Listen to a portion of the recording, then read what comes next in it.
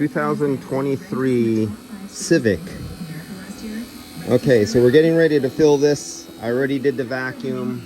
We're bottoming out here at about 295. You can see how far the hose is just crushed in and smashed. And this is 485 grams. 485 grams YF refrigerant, POE oil. This is not an electric compressor, but it takes POE oil. Remember that. There's a lot of guys putting PAV oil in here. PAG. And 2023. There you go. 2023. Let's fill this up. Let's kill the vacuum to it. So we got the low side off.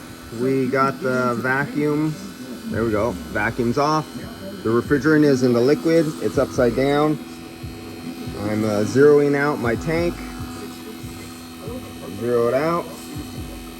We're ready to go. And let's get my 1, 2. We're gonna watch.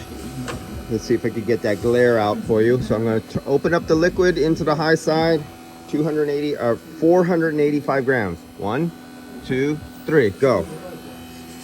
And you can see it going in. We're at 200, 300 PSI almost. There we go. We want 485. Let's go. I shut it off too soon. 470. 490. 5 grams. I'm not gonna have a heart attack over that. I gave them 5 extra free grams I won't charge them for. Okay, so what did that take? 15 seconds? 20 seconds? That's all any car ever takes to charge up. My father did it that way. I did it that way. The older gentleman who taught my father, actually there was 3 gentlemen. My father was in a group of men in San Francisco who kind of had a monopoly over HVAC. Even 2 of them before A. Lewis, which was one of the biggest ones, before he was even a business, were already in it, who taught my father. And A. Lewis was the biggest air conditioning automotive company and radiators in San Francisco. And they went out of business, of course.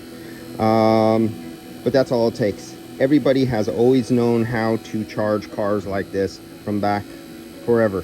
There's no excuse that anybody says they weren't taught by somebody who can teach you how to do this. It's that simple. I'm going to take this on to the next step, charge it up. We're going to start recording and data logging and everything. Don't forget to stop your vacuum leaks around your fittings and your seals and your shaft and your O-rings, Nylog. And when you have those hard to find long leaks that only leak like one bubble every minute, one of those kind of leaks, those are the hard ones, because when you use an electronic leak detector and you pass over an area and it's not leaking, you pick nothing up. But 1 minute later, it releases one bubble. And if you use a leak detector, like one little spurt and it stopped. And then 1 minute later leaves another little spurt and it stops. Well, by using this, something like this, it's really thick. It's thicker than soap. And it leaves incredibly small bubbles that it'll pick up. And it stays wetter longer is one of the things. It's thicker, it's more clingy, and it has a longer wet life. So that's another way to find some of those hard. When UV dye doesn't come out and your leak detector doesn't work, and even putting it under high pressure nitrogen at 200 PSI doesn't find it. It only leaks when the pipe gets cold, if it's on a suction line, or it's one of those leaks that only leak at a fitting only when there's hot refrigerant passing through it. If you put high pressure nitrogen, it doesn't leak. But as soon as you put hot refrigerant, it starts leaking. That's when you want something like this. All right, guys, I'll catch you later.